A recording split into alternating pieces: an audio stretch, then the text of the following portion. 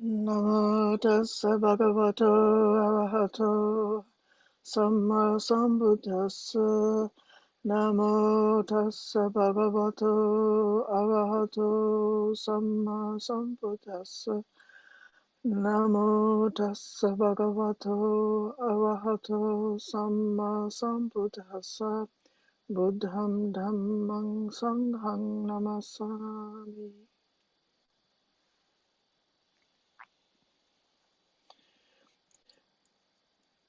Dear friends, this week I'm trying to continue.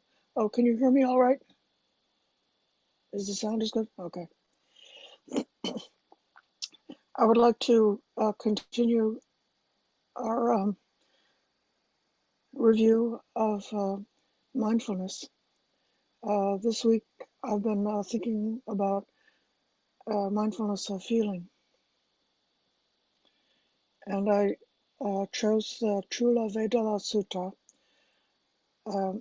This is a very profound, large, major sutta, and I'm not going to present the entire sutta. I'm only going to teach the questions about the 5 aggregates of clinging, and at the end, the questions about feeling. There's a section in the middle about the path culminating in cessation, which I'm going to skip over for today, just in order to make it more simple and leave more room for conversation.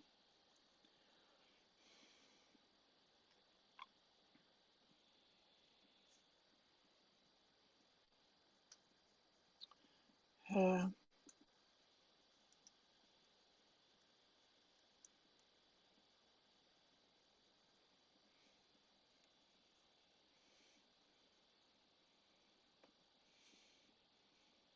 we can start by, I guess we can start right in.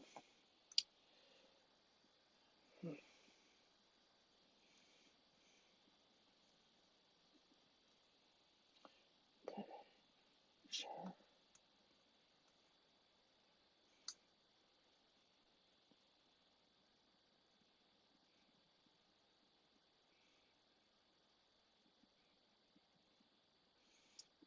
Okay.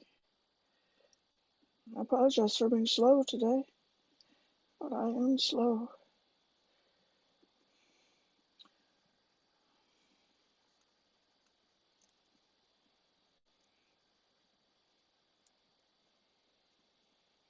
Oh.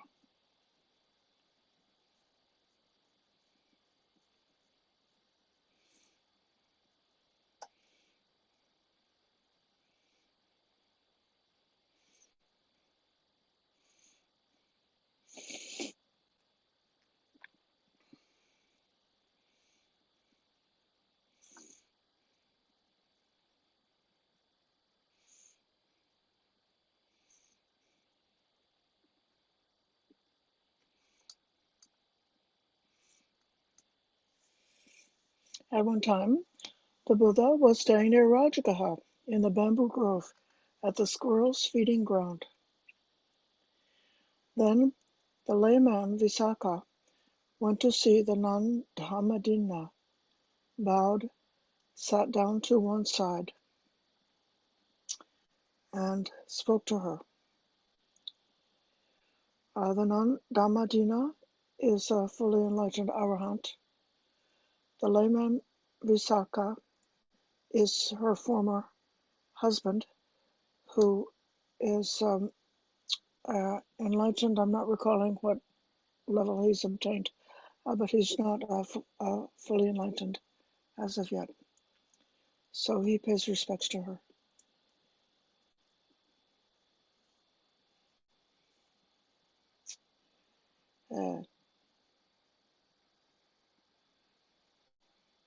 Venerable, I don't like man. Okay, sorry. What's happening now?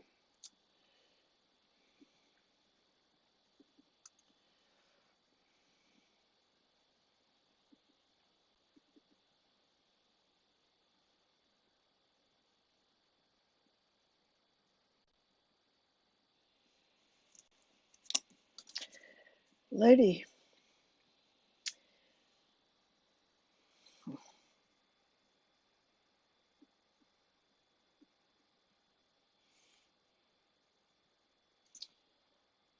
I'll just let you look at the Pali and then I'll translate it for you into English. How would you like that? Okay.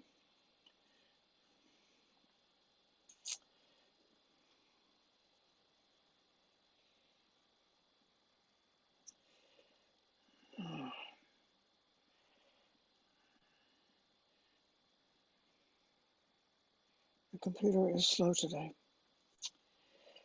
And Bhikkhu Sujata's translation, lady, they speak of this thing called substantial reality, which is his translation for Sakkaya. Bhikkhu Bodhi translated as personality. Others translate it as identity. So the Sat is something real, and Kaya is a body or a substance.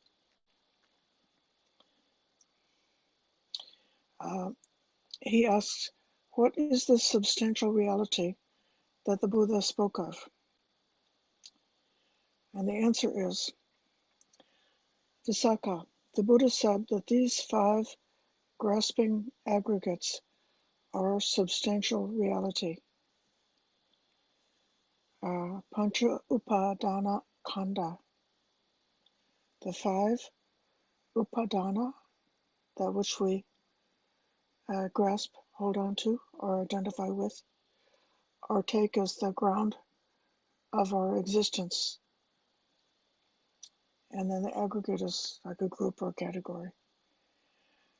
That is, the grasping aggregates of form, feeling, perception, choices, and consciousness.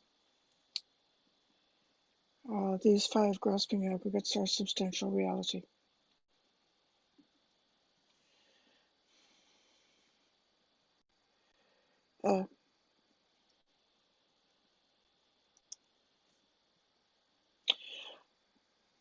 In thinking in terms of personality or identity, one's personal identification, that's often mentioned in the commentary, that how these aggregates are the aspects of our experience that lead a person to believe that there is a self, that there's a personal self, and to cling and be caught up in all of the unskillful responses connected with their belief in a personal self.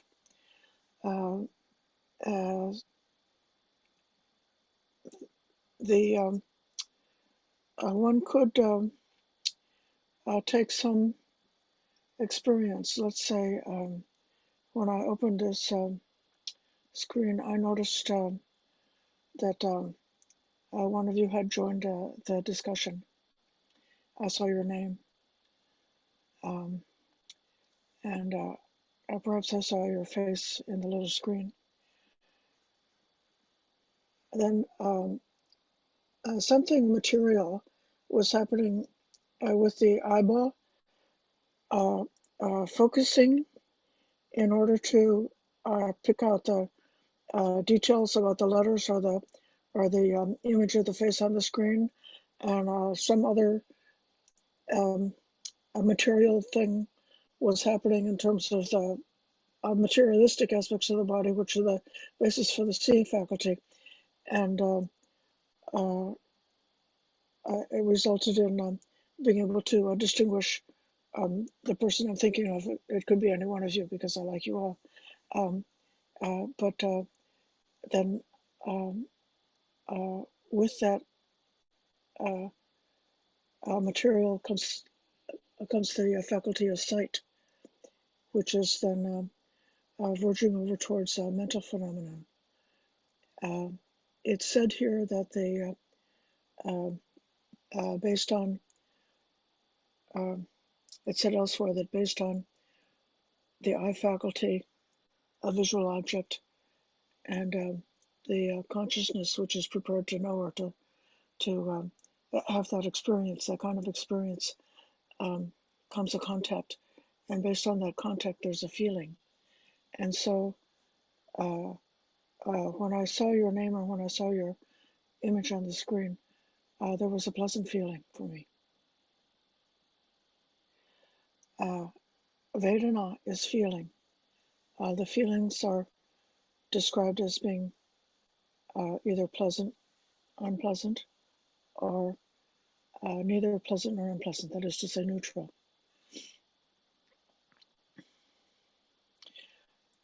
The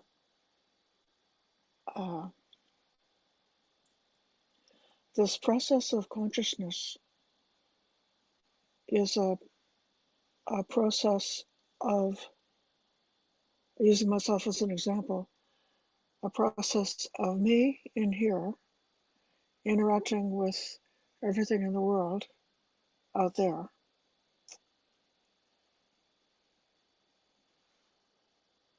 In which case, if I'm naive or credulous about it, it seems like whatever I'm experiencing, that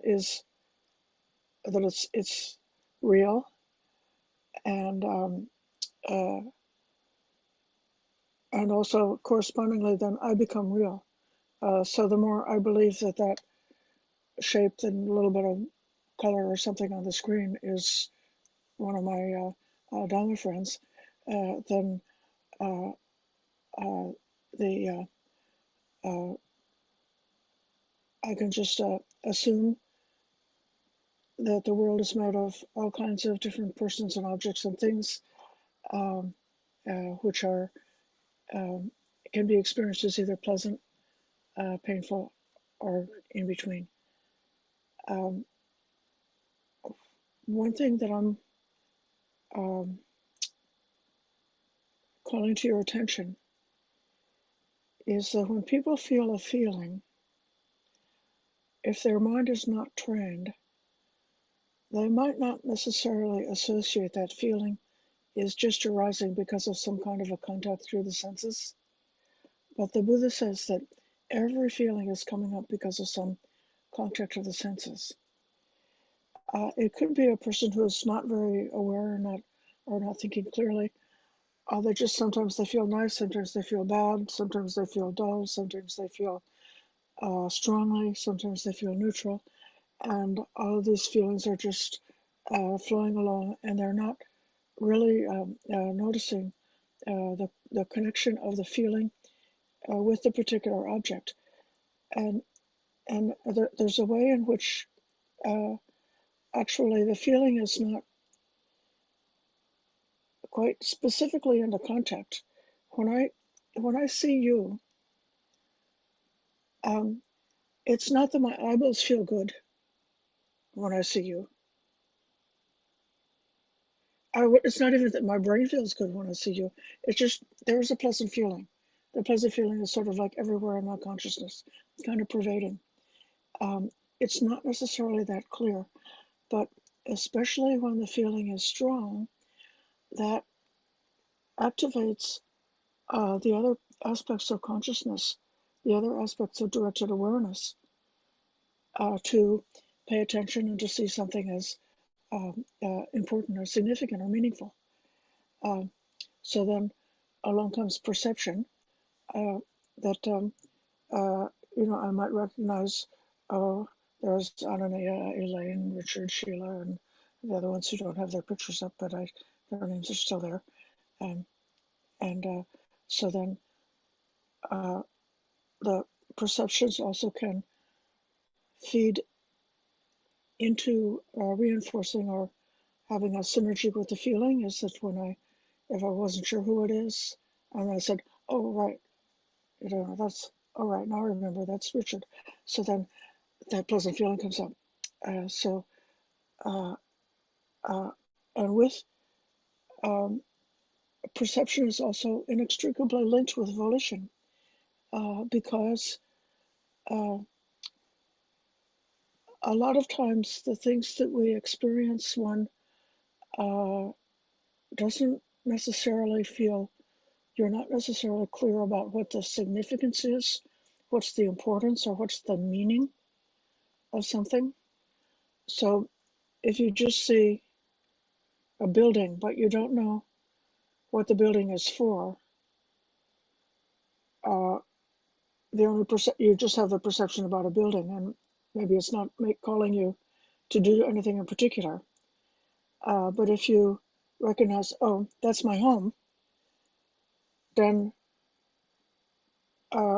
it tells you what to do about it. So when you recognize that's my home, that means I should go there, or I should fix it up, or I should clean it, or something like that. When I recognize, so recognizing what an external object is for is very much tied up with a volition about what I wish to do about it. And if we have there can be a reversed um, way that if you have a tendency to certain kinds of volitions, like if you have a tendency to be paranoid, then you would have a volition to treat everybody as an enemy, and then you would have the perception of enemies, and then you would have an unpleasant feeling. So then, like the inclination to certain kind of volition is having a feedback loop. So all of these are coming up all together. And then the last is the consciousness, which is um, the sense um, that consciousness specifically, which the Buddha is asking us to recognize as the, um, I really would like to get in the habit of saying cognizing or cognition, that knowing faculty which knows the object and the process.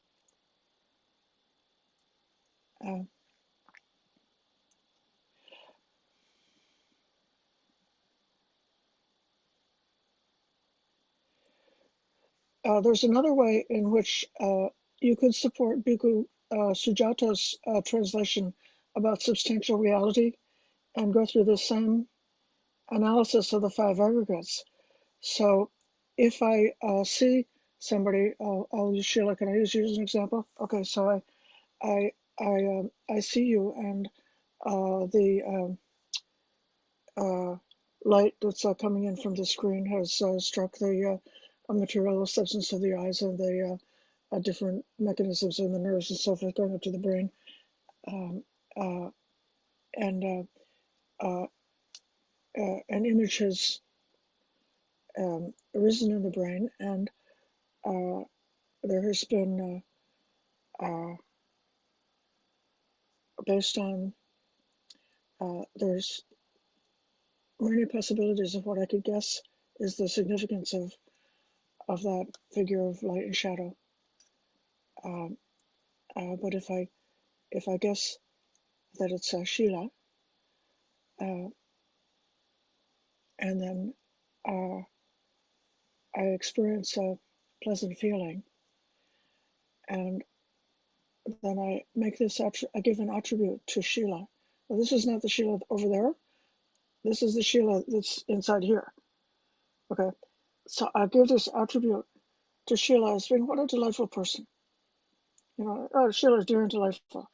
And then, so then the perception and the feeling is coming together. It's got a name, it's got everything specific about that. And then with the evolution, I will enjoy having some Dhamma conversations with Sheila. And so uh, uh, then I would say, like, if I'm attributing this as a substantial reality, so Sheila is a suitable person for Dhamma conversation. And then the um, um, consciousness, if it's a consciousness that's got that quality of clinging, it's attributing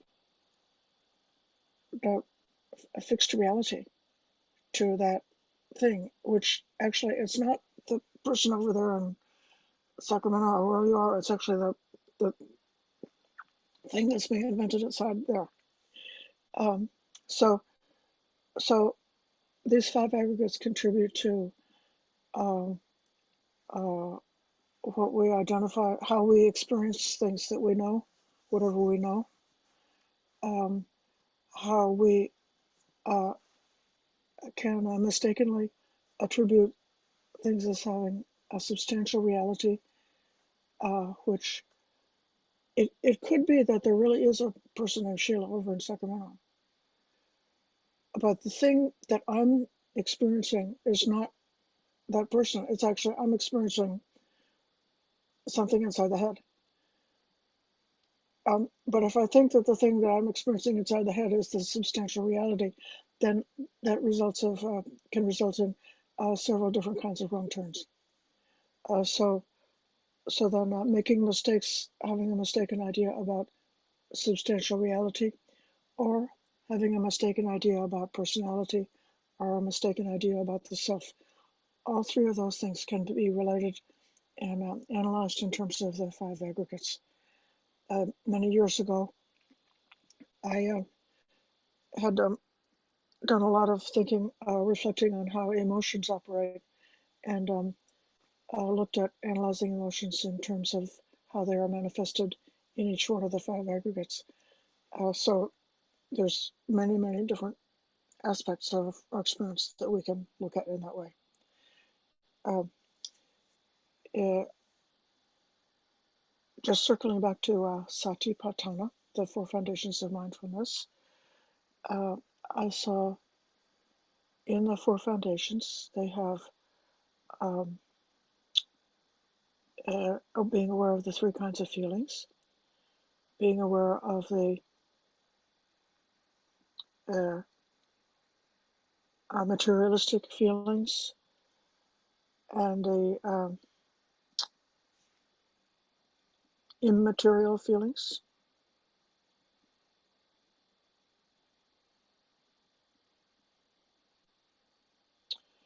Uh,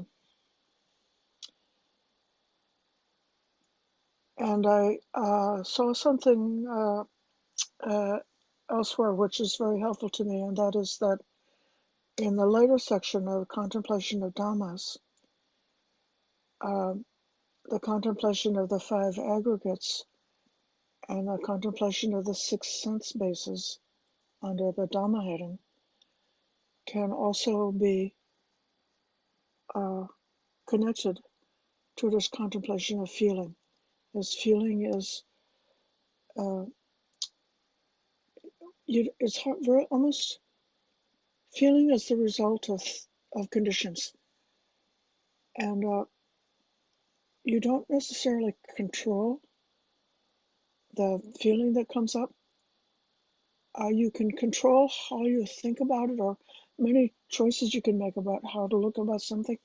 And so you can modify your feelings by changing your way of looking at it. But feeling is among all the different aspects of mentality, feeling keeps you like close to being honest with reality in the present moment. And that's, I think, one thing that's really precious about feeling as an object to look at in the Satipatthana. It's getting you from the material side over to the side of psychology or mentality. At the first glance, uh, something which is very direct, intuitive, directly knowable, and you would never blame yourself for having a feeling. A feeling is just a feeling. Okay, now I'm going to return to the sutta. Now I'm going to pause and say I'm sorry if this is too much of a sideline, but I have my reasons. Are there questions or comments about this part so far? Just that uh, Lady Visakha says that personality view or substantial reality is connected to the five khandhas. Do we all understand that?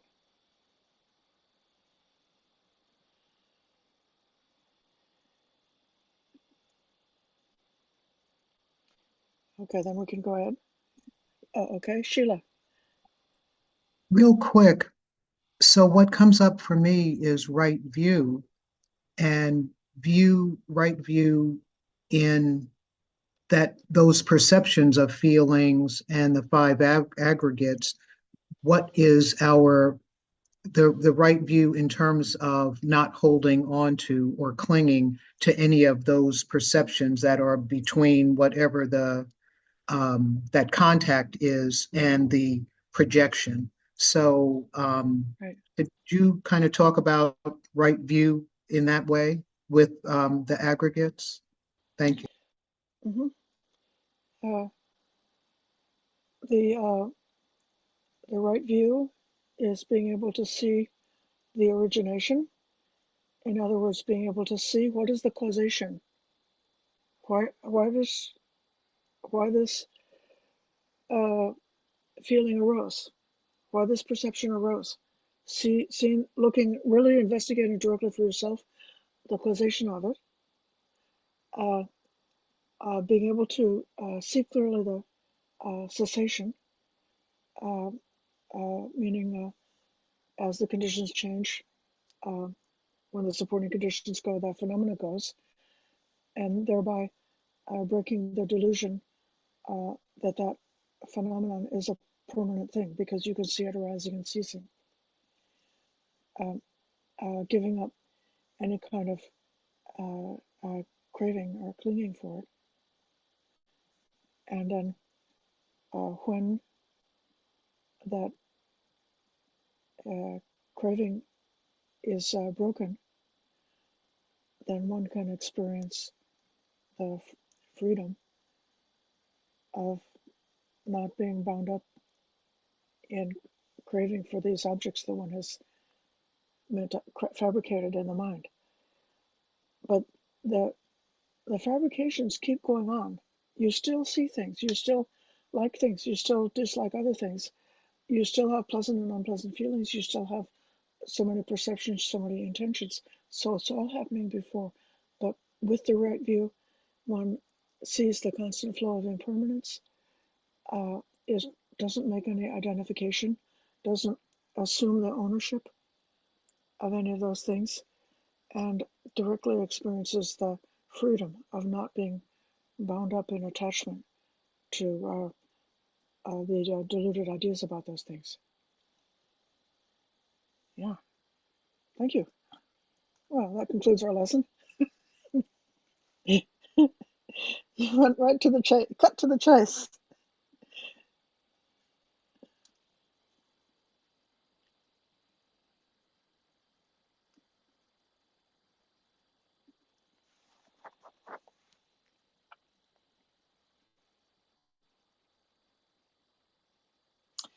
Sound very good, lady. Visakha approved and agreed with what Dhammadinna said. Then he asked another question. Ayya, he said, not ma'am. He said, Ayya, they speak of these things called the origin of substantial reality. What is the origin? This is exactly what I was telling you. See, that's why you guessed that what was coming. It's the craving that leads to future lives, mixed up with relishing and greed, taking pleasure wherever it lands. That is craving for sensual pleasures, craving to continue existence, and craving to end existence.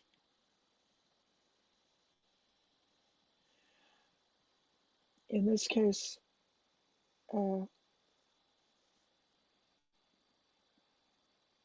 we can see how the translation of substantial reality uh, is kind of quite meaningful in terms of our existence in this substantial world, um,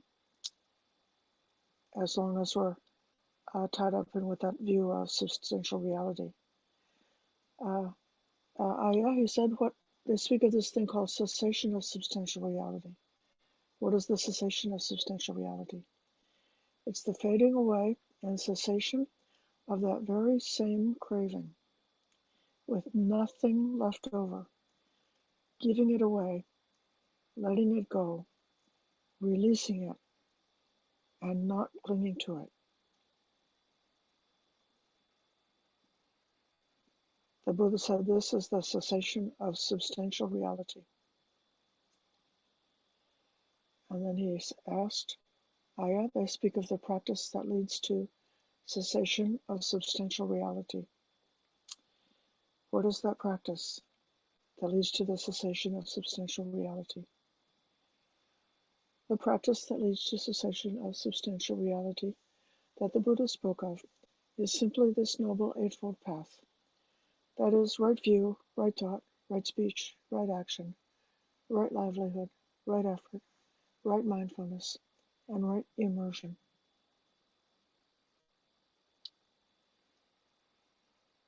Uh,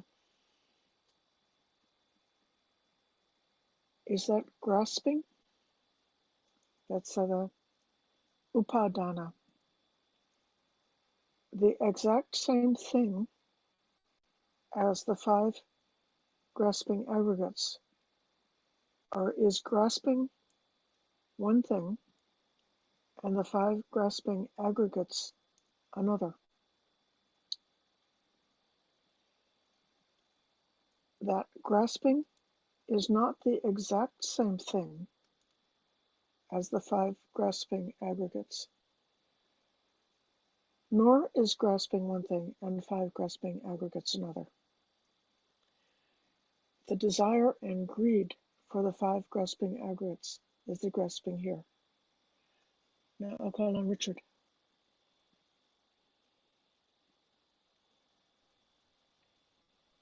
Thank you, Anne. I just want to make a quick point about this opening. Basically, uh, she's describing the Four Noble Truths. Yes. Yeah, because she starts with the five khandhas, are the problem, and the expanded version of the Fourth Noble Truth is it's grasping to the five khandhas, right? And then of Mm-hmm. course craving is the second noble truth. The end of craving is cessation, and how do you get to cessation? The Eightfold Path. So she's actually describing here, based on the questions, well, it's the Four Noble Truths. It's fully penetrating and understanding the Four Noble Truths. That's what's going to, Yeah. get you there. Anyways, just before we went too far, and Yeah. people may Good. not remember the reference. Thank you for pointing that out. And in the description of the Four Noble Truths, the Buddha says birth is suffering, old age is suffering, uh, uh, uh, uh, old age, sickness, and death are suffering. Getting what you don't want is suffering. Not getting what you want is suffering. Being separated from those who are dear is suffering. Being associated with those who are not dear is suffering. Not getting one's wishes is suffering. And then at the end it says, in brief, the five aggregates of clinging are suffering. It's like that is his summation of the explanation of dukkha, which is the first noble truth. It's interesting that I usually think of dukkha in that context as being describing a psychological problem, or I call it the Buddha's summary statement of abnormal psychology, as grasping after the five aggregates is suffering. That's how we suffer and why we suffer, because of grasping after those five aggregates.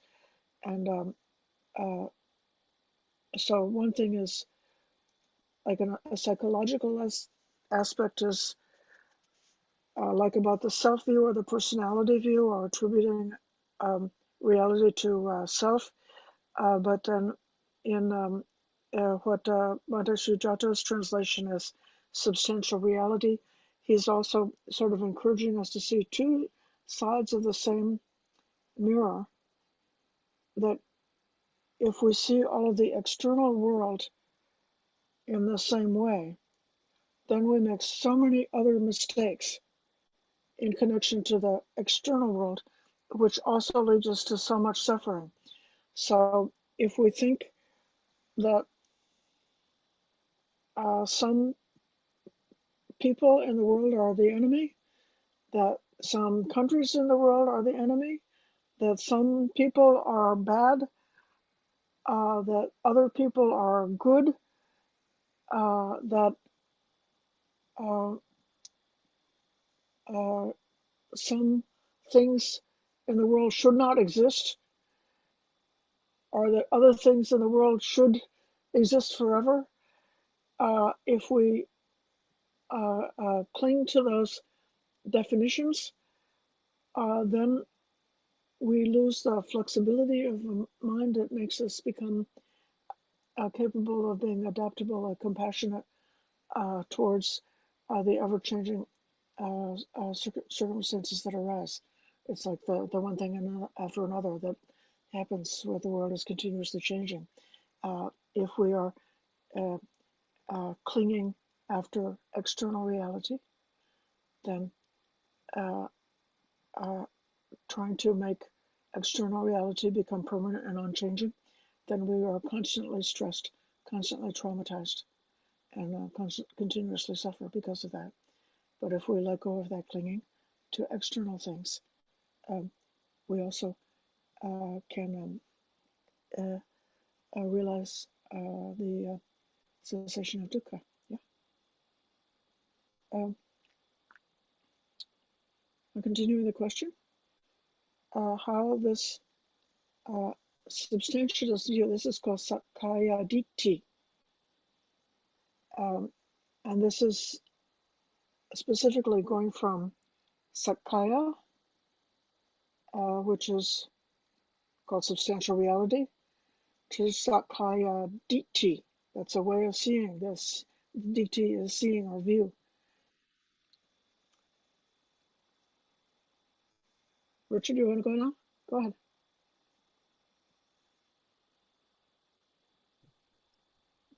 Thank you, Ayya. Since it came up again, I was thinking about mentioning this earlier, but I didn't want to just distract from the discussion so much. But this Sakkaya, if you click on it and you have show the definition set up in the system that you're using here, Sutta Central. That's There we go. Ditthi. Yeah. Right. Well, what I was hoping to see was just Sakkaya. If you go to, you might be able to click on it there where it has it in brackets at the end. If you know what I'm talking about. I know what you're talking The about, extreme but right side, that's Sakkaya plus Ditthi over there. If you go to Sakkaya, it gives various definitions. And it says literally in brackets at the end, existing body. And you've probably heard me say before, the correct translation of Sakkaya is existing body. So it gets a little confusing when Bhikkhu Bodhi, he likes to say personality view, or here, how exactly does Bhikkhu Sujatu put it? You just said it a minute ago. Substantial reality. But I like existing body because it says that's the literal trend. And what is it? This is the Sakkaya. That's why Buddha said in this fathom long body, if you just examine this fathom long body, right, you can completely understand the problem and get to enlightenment, because that's what he did, And so anyways, I just prefer that translation, but that's all up I here wanted to say. in Bhante Sujata's note, he makes the sat meaning real, and kaya he calls substance. But it's one thing or another. Okay, I'll call on Karina. Yes, I was just going to share that in that book, the stories about the foremost elder nuns, where they have the sutta, Ananda Jyoti Bhikkhu translates it as embodiment, Sakkaya as embodiment. So it's embodiment view for Sakkaya Ditthi. Yeah, that's all. Thank you. I'm not just off the top. In our days, because we suffer from being in our heads too much, people think embodiment is a good thing. But Sakkaya is like a dangerous thing in Buddhism. So let's see about how the substantialist view comes about. It's when an unlearned, ordinary person has not seen the noble ones, is neither skilled nor trained in the teaching of the noble ones. They have not seen true persons, and are neither skilled nor training in the teaching of the true persons. Then they regard form as self. self as having a form in self, or self in form. Uh,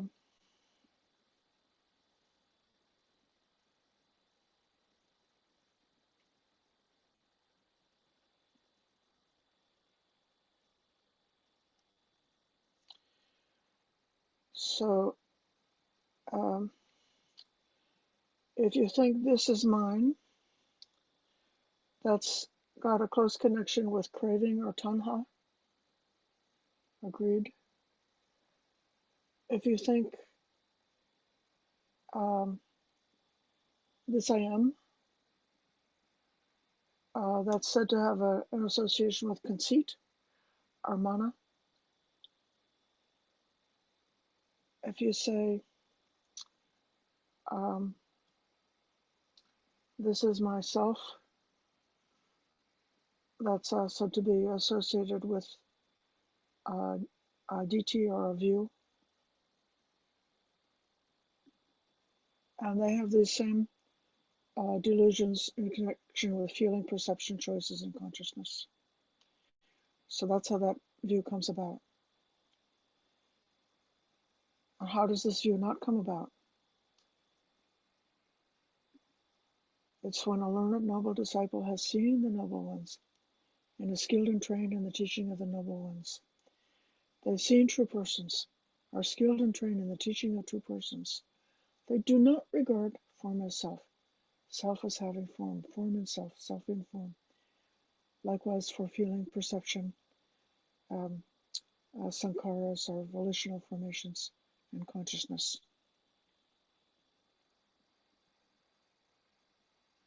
Now I'm going to skip ahead to feelings.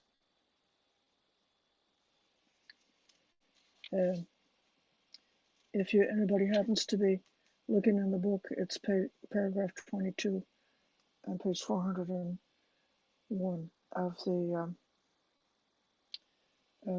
Wisdom Publications version.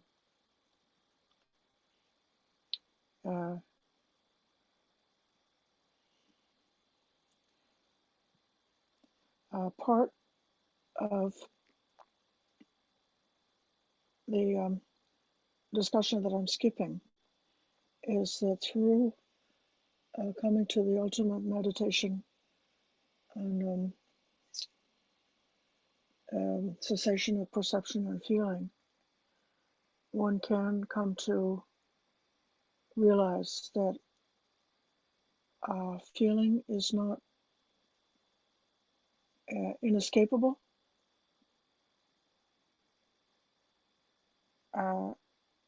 That there's a possibility for the arising of feeling, but there is such a thing as an escape from feeling. And this is part of the difficulty I think that we have in even being able to visualize what release or what nibbana would be, is because we're living in this world with everything that's continuously arising, and it seems so inevitable and unavoidable, and we can't visualize that it would actually be possible to let go of everything. But now we come to this very helpful part of the discourse, which is about feeling.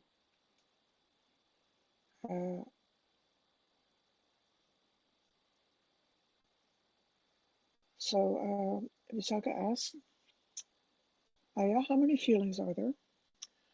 There are 3 feelings: pleasant, painful, and neutral feelings. And what are these 3 feelings? Anything felt physically or mentally as pleasant or enjoyable.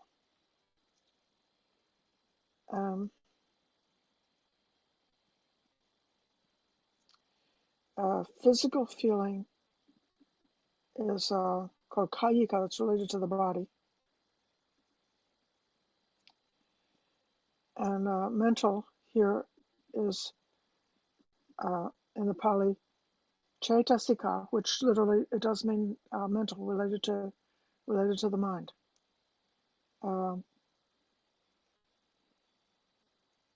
So you could say that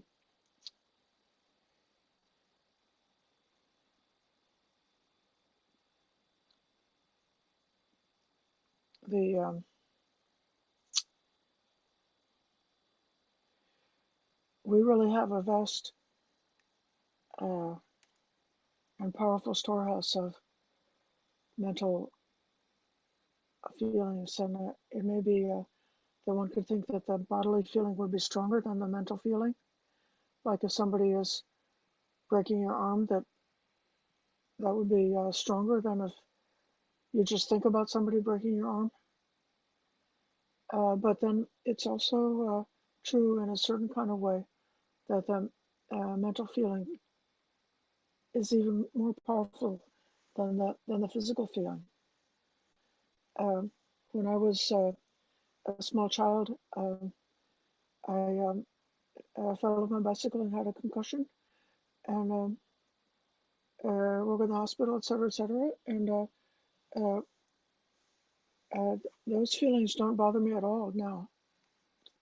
60 years later, or 65 years later, those feelings don't disturb me anymore. Uh, but then at the same time, once my father scolded me unfairly, and I can still feel that. So, so that that or people can sit in a meditation and they have a predominantly like neutral feeling, neutral feeling, neutral feeling while they're in meditation, and then in moving the guidance receipt, then bring up the thought of loving kindness, and then with that thought of loving kindness, then they could be flooded with a strong, pleasant feeling associated with loving kindness.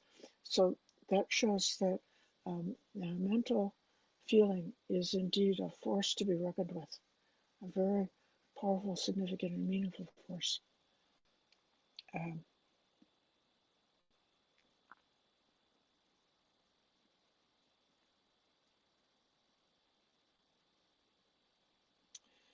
um,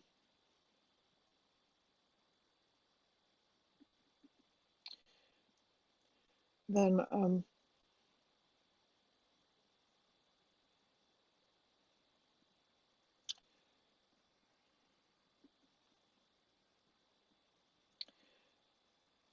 uh, anything felt physically, mentally as painful and unpleasant, that's a painful feeling. Anything felt physically or mentally as neither pleasurable nor painful, that's the neutral feeling. So then the question is, what is pleasant and what is painful regarding each of these three feelings? Mm.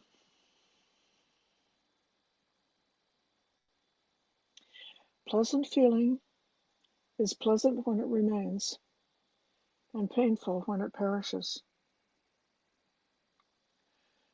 It's for this reason that we could say that pleasant feeling supports greed.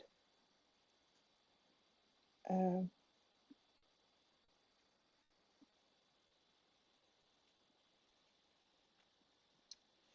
then painful feeling is painful when it remains and pleasant when it perishes. We can notice this in our own experience, can't we?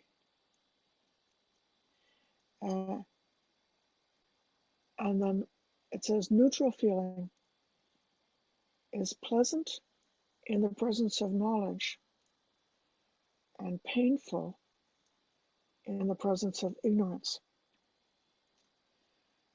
Uh,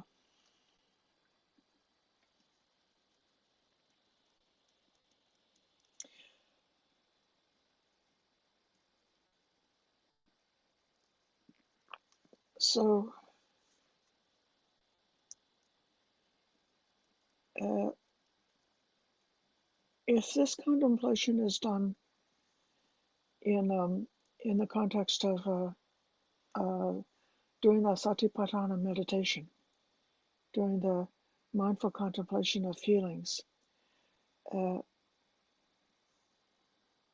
it can, I think, very clearly be noticed and noted how sometimes the lack or the loss of something can be experienced as a painful and grievous.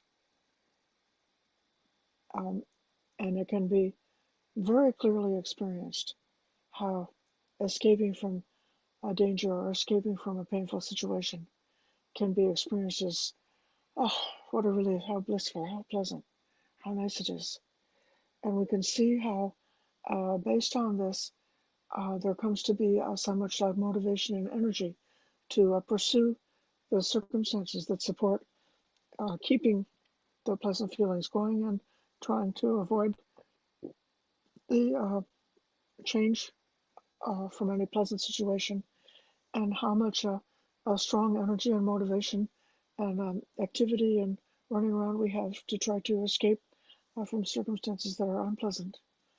And then in those two cases, how it results in a lot of spinning and agitation of the mind, of churning up of different kinds of volitions, and then eventually one can come to feel the dukkha of the round of samsara, of just feeling like it's so much effort trying to look for pleasant feelings, trying to keep the pleasant situations, trying to avoid the unpleasant situations. Even though there's many moments of pleasure in this whole cycle, every moment of pleasure is balanced with its opposite. So you can't have a pleasant feeling which is always pleasant, because the pleasant feeling is always impermanent.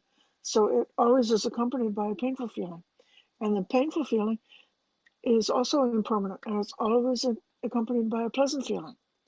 So then you can see this constant changing. And then as far as the neutral feeling goes, well, the mind gets so exhausted with trying to um, uh, do what has to be done about these pleasant and unpleasant circumstances. You only have like this much bandwidth available, and the tendency is to focus a lot of our attention on the things that are the most strongly pleasant or unpleasant. And it's because of that that one has the tendency to ignore or to not notice things that are neutral. But if you have come to know that the pain, the tiresome dreariness of going around and around on this roller coaster of pleasant and unpleasant feelings, that then you may appreciate the peace, tranquility, and stillness and rest that comes with a neutral feeling. And if you can learn to give full attention and full awareness to the neutral moments, not preferentially ignoring them in favor of the strong, pleasant, unpleasant ones, but instead give equal attention to each moment, then you come to see clearly and notice so many more of the neutral moments in life. And with that comes, I think, one of the first direct ways of knowing that there can be an escape from this roller coaster of pleasant, unpleasant, to knowing that like staying in neutrality is a possibility. It's a place of true peace and true rest. Um, I'm going to go on a little bit further, then we can talk.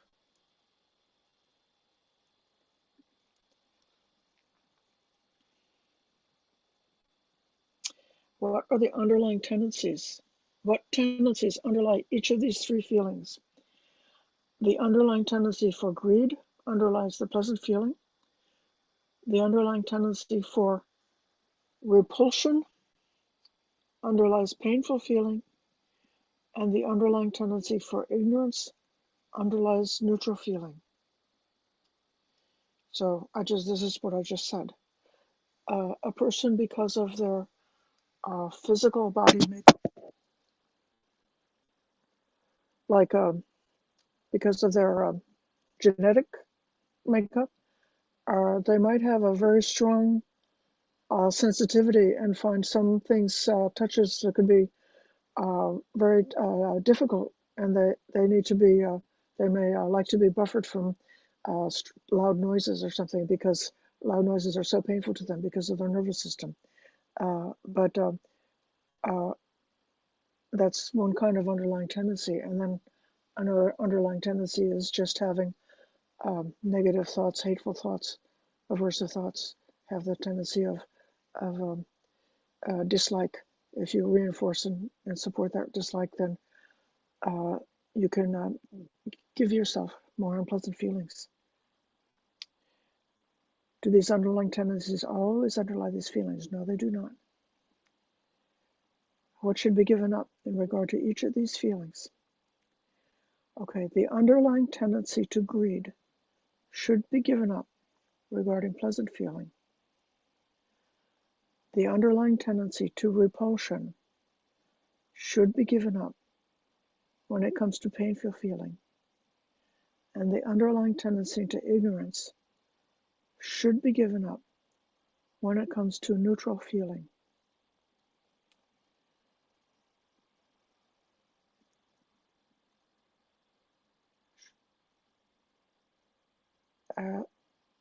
This is the powerful intermediate reward for meditation, for vipassana meditation, having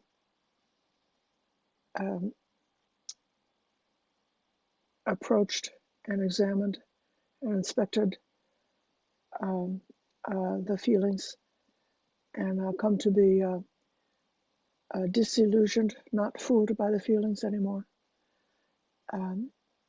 having gotten free from those underlying tendencies.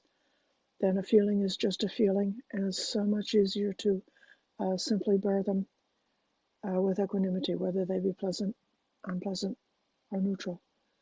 We simply experience each one as it comes. A feeling is just a feeling.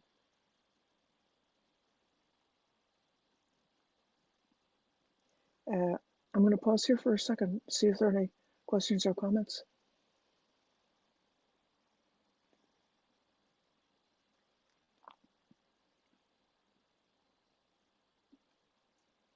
Okay, Richard. Thank you, Ayya. This Pali word, raga, as in raganusayo, Yes. anusayo meaning tendency. Raga is often translated as lust, but technically it means you, like color. And when we think of emotions, emotions are colors, right? All cultures all over the world, you know, I have the blues, right? I'm green with envy. I'm red with anger, right? It's these. So I think what Buddha was originally saying was, when you have these attachments, emotions well up, and like in the sutta,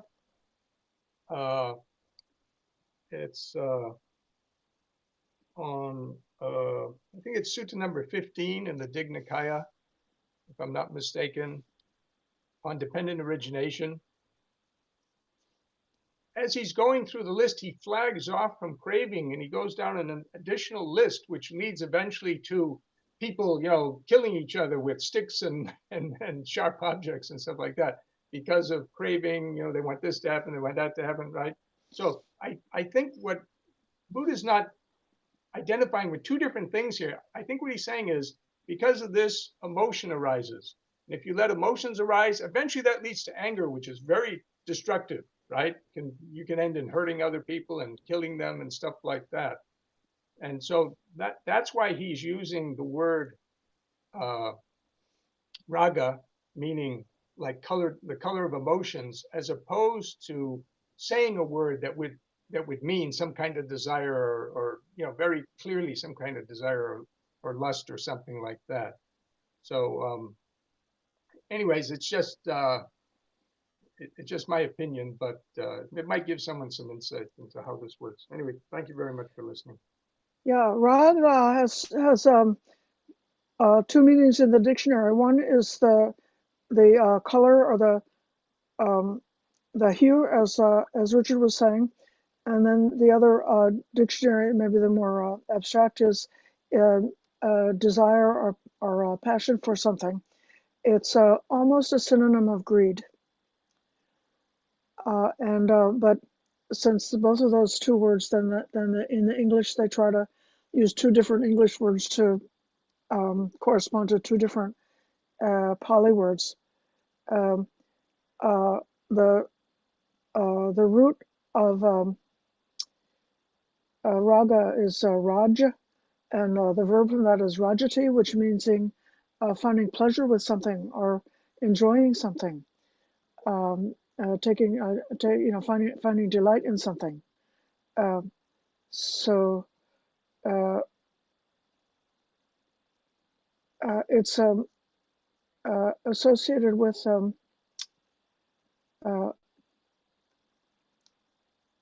and then, but it is also like the repulsion is not the same as the word for hatred, or the word for aversion is patika. It's almost like a visceral shrinking kind of the way you would feel if somebody makes a squeaking noise on the blackboard by scratching their nail on it or something, and makes a squeaking noise, so it's really unpleasant, and you wince.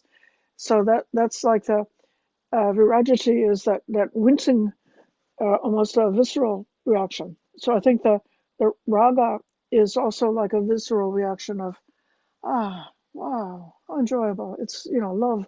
It's a enjoyment of something, and but these tendencies, which is associated with these physical, visceral kind of reactivity.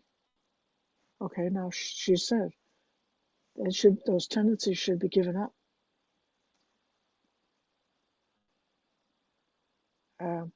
But yeah, I see here that the underlying tendency to greed, um, the way he's translated it here, but it's the raga anusaya. So it's like being greedy for pleasure.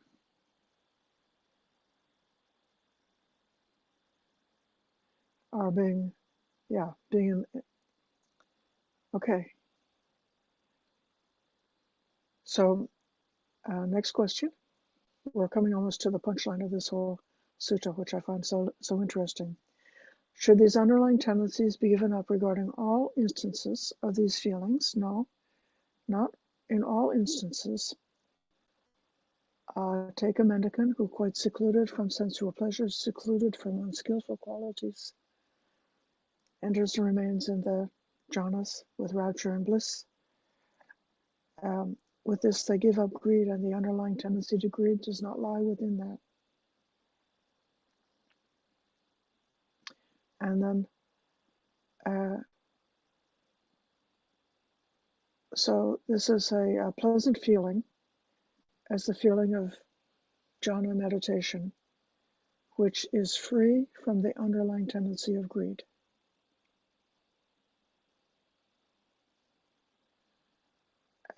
Likewise, there's a mendicant who thinks, oh, when will I enter and remain in the same dimension that the noble ones enter and remain in today? Nursing such longing for supreme liberations gives rise to sadness due to longing.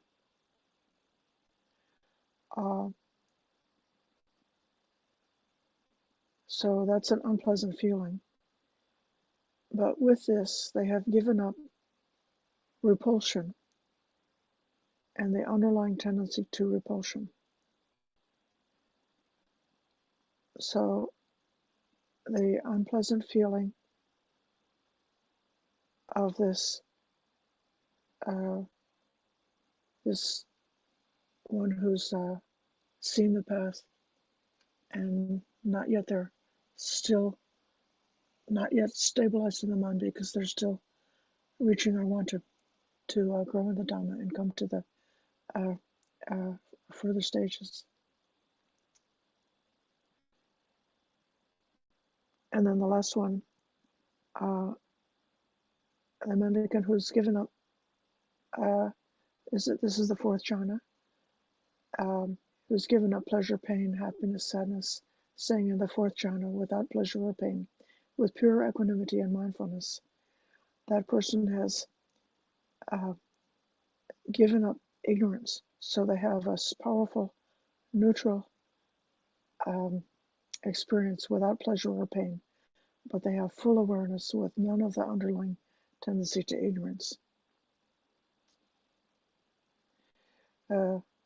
These are called sometimes in the explanation that's given in the Satipatthana, it's called the Ramisa Vedana, is called the carnal feelings or the flesh feelings, and Niramisa Vedana is sometimes called the non-carnal feelings or the non-flesh feelings.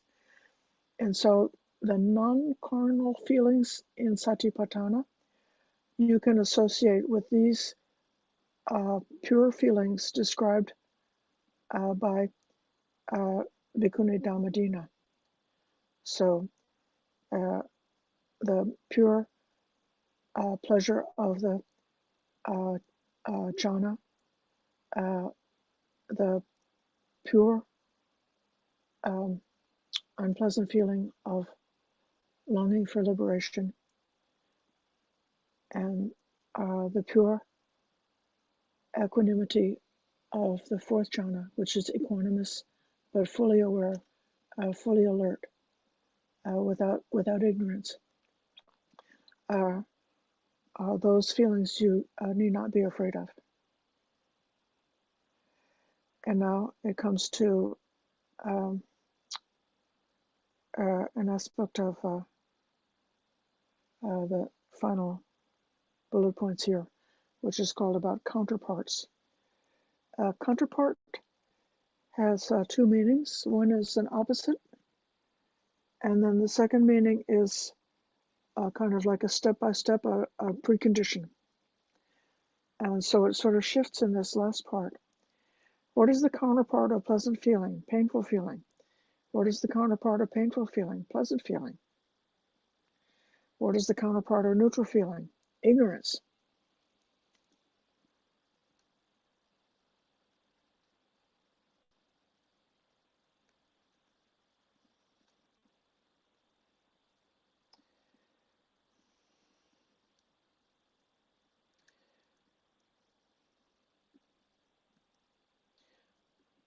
So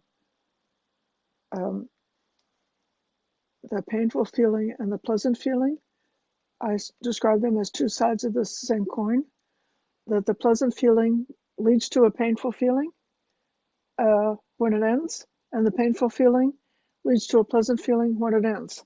So just because of the going back and forth of that roller coaster or that merry-go-round of samsara, those two things are counterparts that continue going around and around.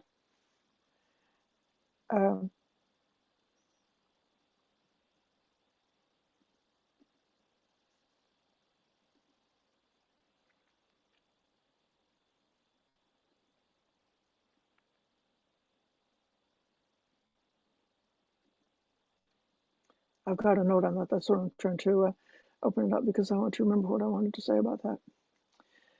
So then,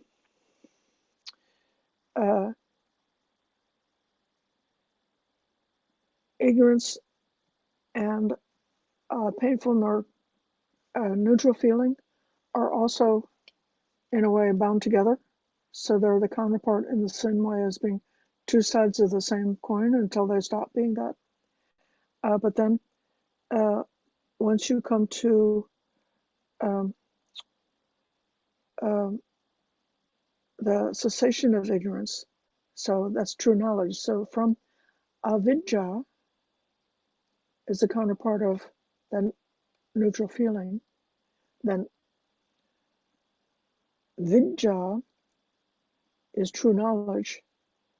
It said it's the counterpart of ignorance and the sense of being the opposite, but also the escape.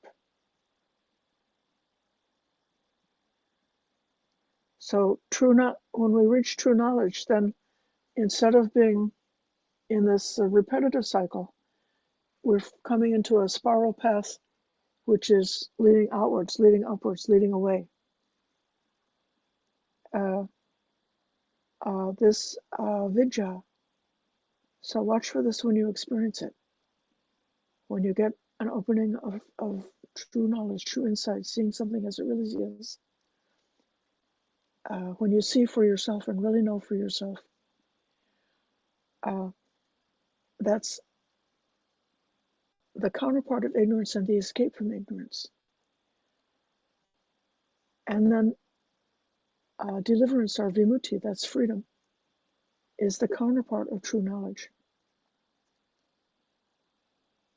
And then nibbana is the counterpart of deliverance, extinguishment. And then nibbana has no counterpart, for the holy life is grounded on nibbana, culminates in nibbana, and ends in nibbana. So that progression goes from ignorance to true knowledge, from true knowledge to deliverance from the defilements, from deliverance from the defilements to nibbana.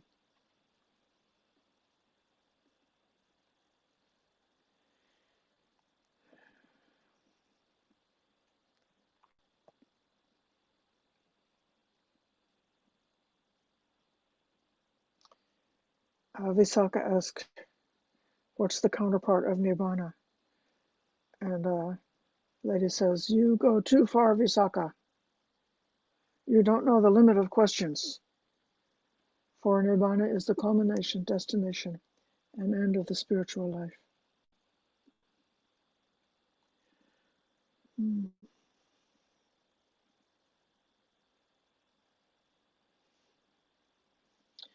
I just want to encourage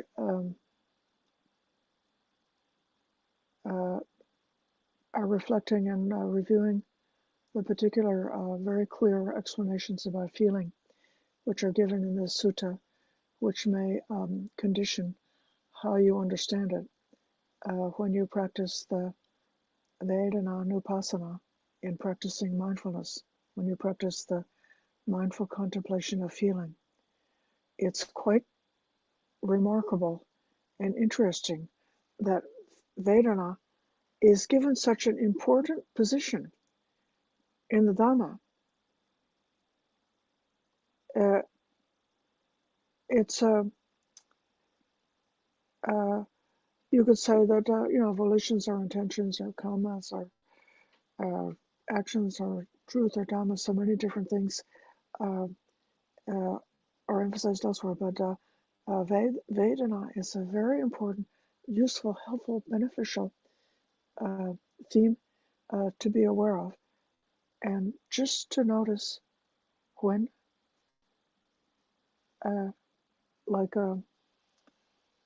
the color changes from pink to blue, or the mood shifts from neutral to pleasant, or when something comes into our awareness and suddenly there's a flowering of pleasant feeling, or suddenly there's a clinching of unpleasant feeling, or when we might see some phenomenon is happening either through the senses or something that we feel is happening within the body, and we can feel the evenness, the equanimity, the openness to just receive and to be with that feeling, and not being pulled or pushed in any, that the feeling itself is not pulling us in any direction. This sensitivity is must be given as something that's very helpful and beneficial in order to guide our way towards the direct personal realization of the Dhamma. Otherwise, the Buddha would not have given it this kind of importance in his teaching. So we have a few moments for questions, but now I'd like to open it up for any comment or question about the sutta or about Vedana. And I'd especially be happy to hear from anybody who hasn't spoken before.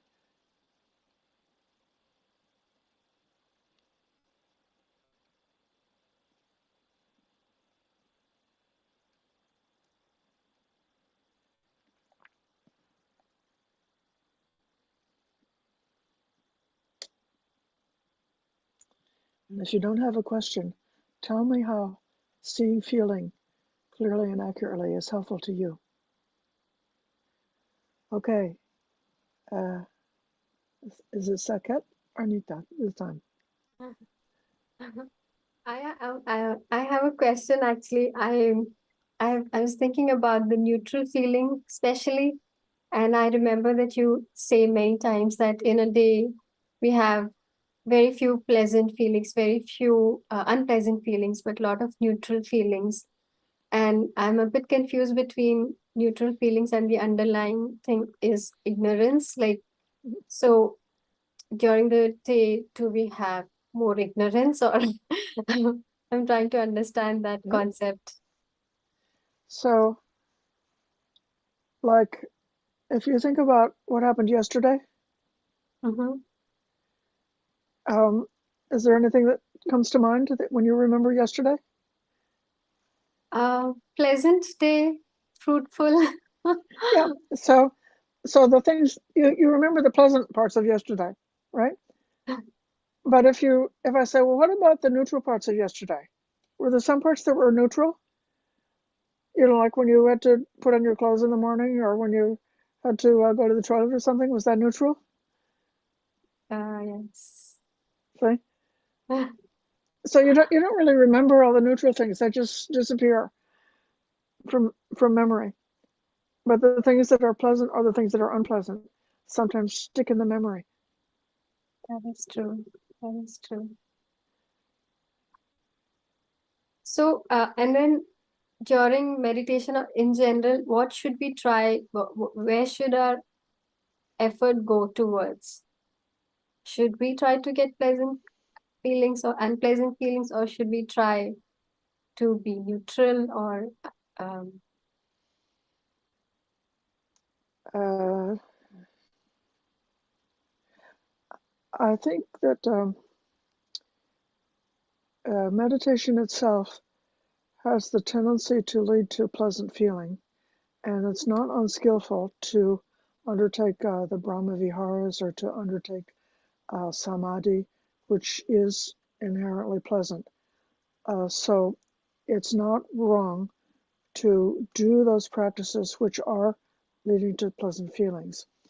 And I also would say that I don't recommend actively seeking unpleasant feelings.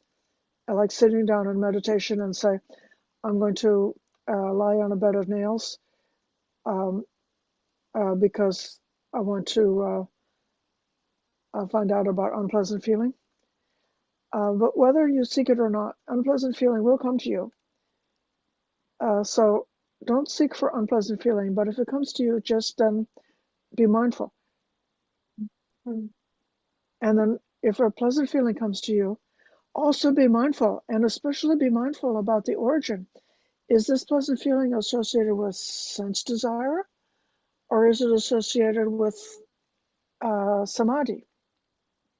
And if that is coming from sense desire, or if it has the underlying tendency of greed, then you're not going to like continuously cultivate greed because you want to continue your pleasant feeling. You could do that, and you could have a daydream for you could sit on a cushion in perfect posture for 8 hours having a pleasant daydream, thinking about pleasant thoughts with greedy sensuality, hmm, and it wouldn't do you any good whatsoever. It would be bad for you. But so when you see the underlying, the you're not really seeking for feelings, but if you see the underlying tendencies, they come by themselves, and when you see them, abandon them, the greed and the aversion. okay. So keep noticing the underlying tendencies, and if it's based out of greed, ignorance, or hatred, then we should try to make them more skillful and be mindful of them. Yeah, right. Okay.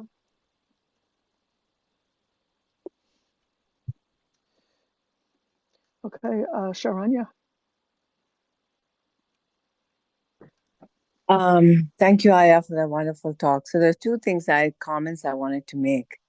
Just recently, I began to see how neutral feelings can really warp or lead you into a complacency that's not actually there. So year in and year out, my routine is the same. Most of it is just neutral feeling, and I don't notice the passage of time. And then I take a week off of retreat, and I'm like, golly, that week went by fast. You know, I traveled to India, and I'm like, that was over before I knew it. And so I was thinking about why is it that when there's a change, I see how fast time is slipping by. And then when I'm living my regular life, it's not. And I think because it's the neutral feeling, there's a sense of almost boredom. And I hear that a lot from my friends, which in itself is a huge privilege that we live boring lives sometimes, because that's not true for a lot of people everywhere.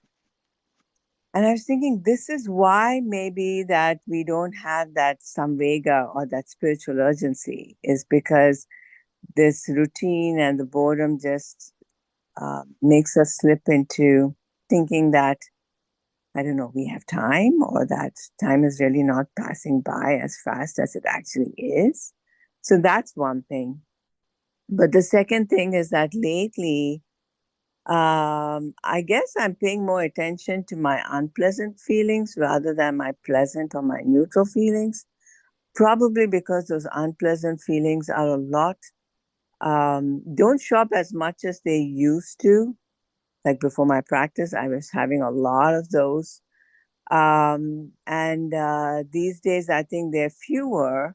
And so when they do come up, I think I'm able to notice it. And when I actually try to attend to it and kind of find out what exactly is going on and how do I feel it in my body, when I do that, I notice that it actually changes. And I feel like it actually changes for the better, because once I pay attention to it, I notice that it kind of lightens. And so that's kind of helpful for me in terms of coping with unpleasant feelings. That's all I wanted to say. Thank you. Great. As to your second point, that's exactly right. That unpleasant feeling is a wonderful learning opportunity. When there's an unpleasant feeling, it can be a definite motivation to examine like where our negative tendencies are, or what we're clinging to, what we're craving for. Like if my pride was offended, and then I got a little, a hurt feeling because somebody insulted me or something like that, and so then because of the hurt, then I say I got to look at that and say, oh, I'm still clinging to that feeling like I need to have a certain status, that I need people to like me. What is that about? And then once you realize it, you can let it go. And when you let go, then you feel the relief. Or even just looking more objectively and carefully and mindfully in a sort of a scientific way about those negative feelings. Yes, that's really, really good, really skillful way to work with unpleasant feelings that arises. As to the neutral feelings that arise, the Buddha mentioned exactly what you're speaking about, that those neutral feelings that are affected by ignorance, one cure for that, the danger is when you don't see the gratification, the danger, and the escape in the neutral feeling, then you're in danger. But if you do see the gratification, the danger, and the escape, then even within neutral feeling, one can have this actually wonderful degree of like awareness and brightness, and almost like a forgiving attitude, saying, yes, that's the world, our life is just one day after another, and they keep going on, and one day is quite a bit like the next one, and let me just be like fully bright and fully aware. There was a poem. An American person was going to a laundromat in California, and he saw a Tibetan monk doing his wash in a laundromat, and so he reverently approached this monk and said, "Oh, Venerable Sir, where do you live?" And the monk said, "I live here." And I said, "No, I mean, where do you live?"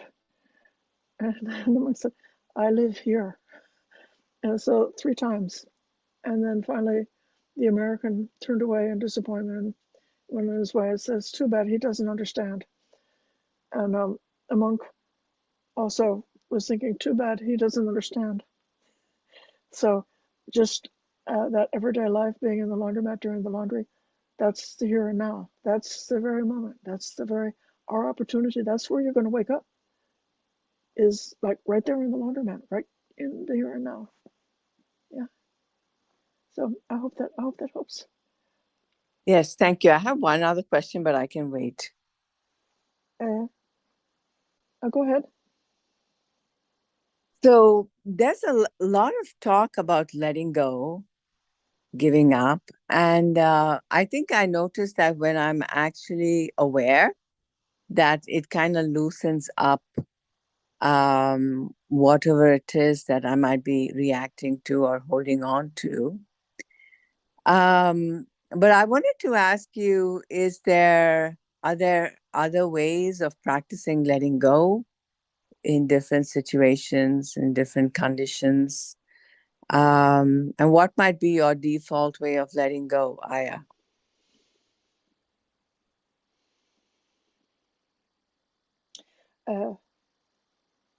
I have some phrases that I use. One is a phrase that I learned from Diane, our friend who passed away. She said, "It's not personal." And another phrase is, "This is not me, not mine." As far as the mental preparation or the meditation that makes the mind inclined towards letting go, I find meditating on the elements in nature, seeing that the earth element inside me and the earth element out in nature is the same earth element, that contemplation of nature is what the most strongly conditions my mind. So I tend to be willing to let go. Thank you. I think this may be enough for now. We've come to the end of our time. Thank you, everybody, for your patient listening. We can close by paying respects to the Triple Gem.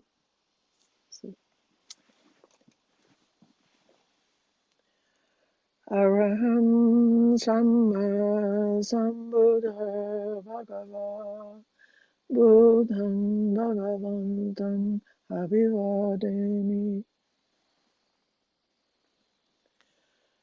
Savakato Bhagavata Dhammo Dhammam Namasami Subhatipanno Bhagavato Savaka Sangho Sangham Namami.